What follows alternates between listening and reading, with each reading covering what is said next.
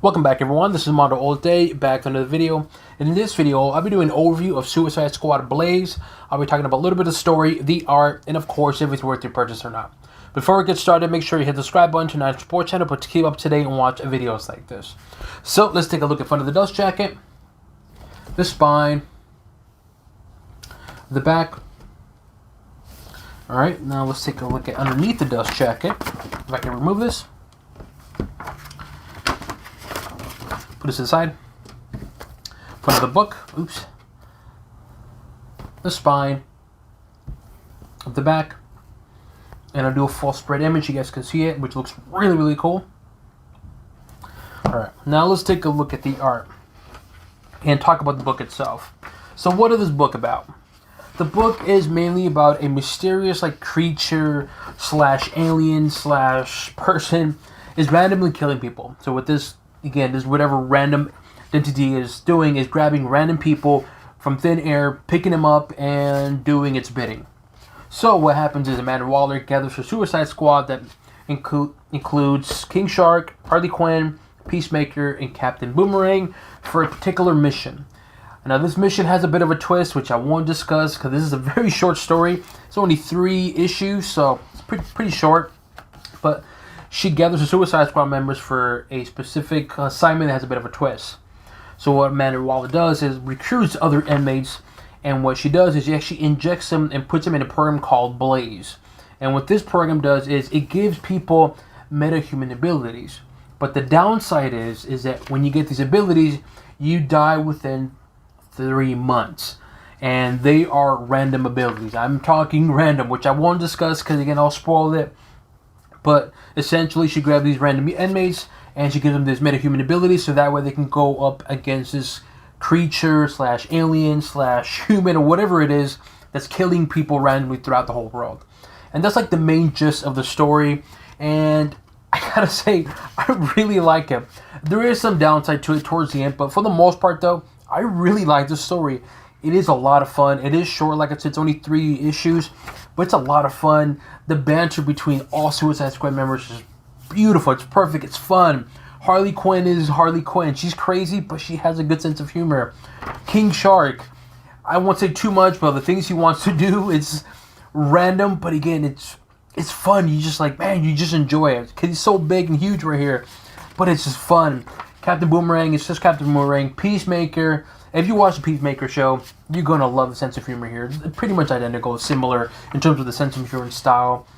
But I will say, though, but all of the book is narrated based off on a character named Michael right here. So it's his perspective of him going through the jail, going through this program called Blaze, getting his abilities, which I won't say or discuss because they're really, really random, but just seeing his perspective, and he's kind of the one narrating the book or the story. And again, I won't say his abilities or how it ends, but for the most part, though, I gotta say, I really like the story. The story is really fun. It's pretty simple, cliche. The only downside I will admit, though, is towards the end, because towards the end, they really want to make it very philosophical, if that makes any sense.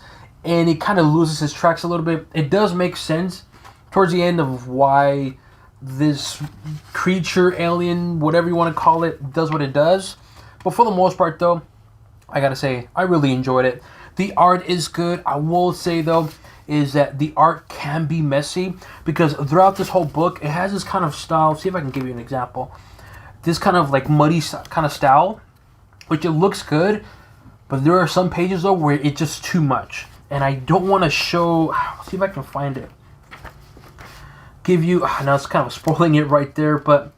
It's too much. Okay, here's an example here. I'll do it quickly. I'll try to cover it up. But here's some part right here, some art right here. Kind of this kind of art right here, where it's a little too much, where it just gets messy. And you kind of have to do a double look, because I'm like, wait, what am I looking at here? What's this? What's that?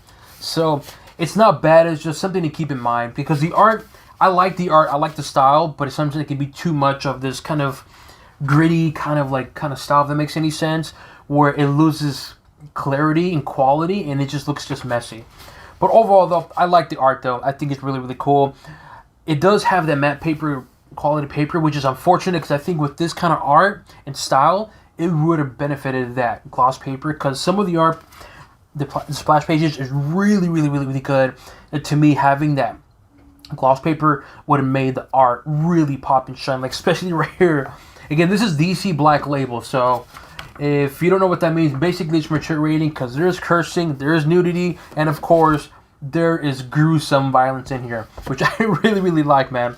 So overall though, would I recommend it? Yes, I would definitely recommend. This is easily a thumbs up for me. It's a fun little story. Like I said, it's only 3 issues.